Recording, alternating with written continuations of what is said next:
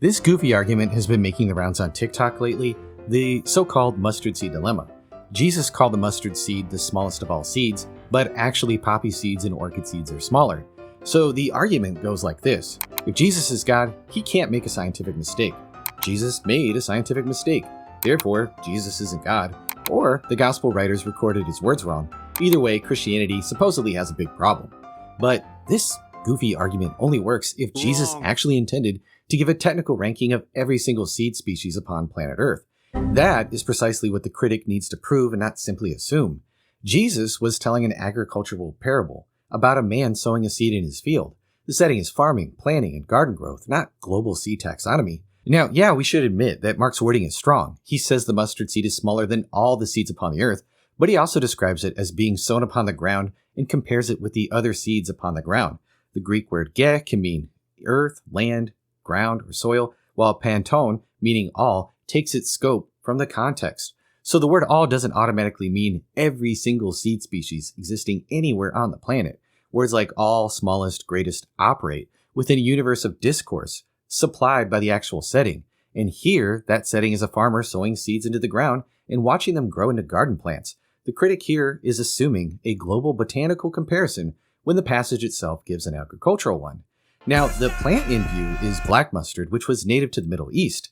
Scholar Gleason Archer notes that no one has demonstrated that in ancient Palestine, farmers cultivated a plant with a smaller seed. So within the farming world Jesus was describing, mustard could naturally function as the smallest of the familiar seeds being planted. The critic is expanding Jesus' comparison way beyond the setting of the actual parable. But even if all seeds is taken more broadly, the objection still fails. The mustard seed was proverbial in ancient Jewish speech for something extremely small. Jesus uses it the same way elsewhere when he speaks of faith like a mustard seed. He's invoking a familiar image of extreme smallness, not publishing a scientific classification.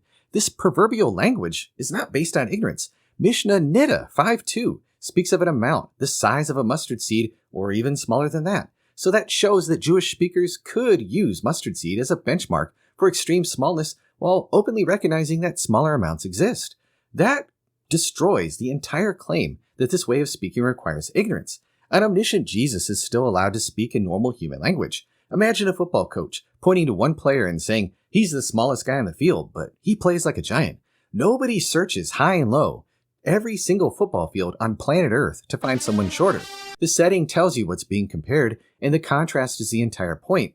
And critics are isolating only one half of Jesus' comparison.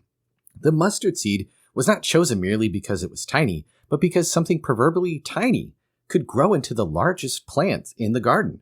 The whole illustration is about a contrast between an insignificant beginning and an astonishing result.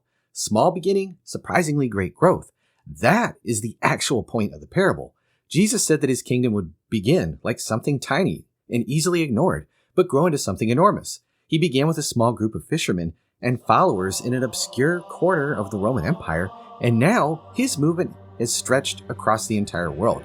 To paraphrase C.S. Lewis, critics claim to see the mustard seed while missing the elephant of prophetic fulfillment 10 yards away in broad daylight. They're staring at one word and missing the entire comparison. There's no bad science from Jesus here. This is just effective communication. These days, the Dawa crew is so desperate that they're just recycling old atheist Reddit talking points.